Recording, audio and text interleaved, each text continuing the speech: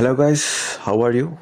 In this video, I'm going to explain you how you can install Python in your laptop, especially on the Windows Plus devices.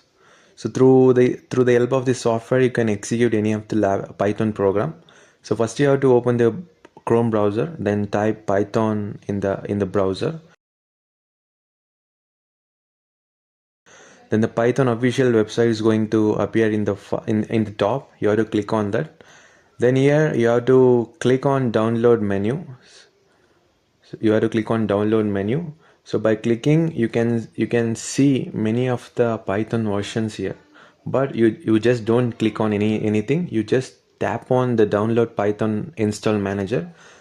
Then the installation of this Python manager will start. You have to wait a bit. You have to wait a bit to complete this download.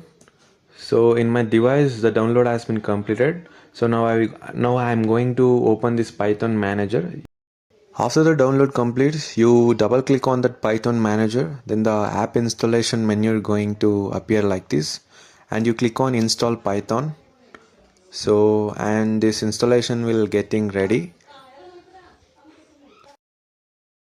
You can see a command prompt like this. Here you have to type y and then just click on enter. Then the installation of the Python will going to start in your system.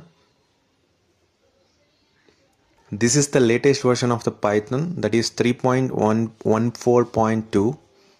In my system, the Python installation has been completed.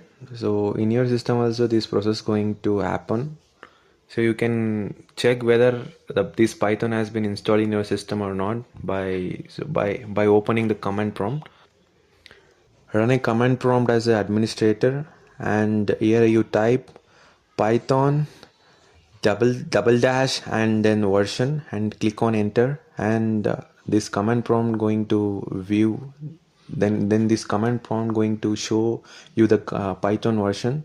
That's the indication where this Python has been installed in your system. This is how you can install Python in your laptop.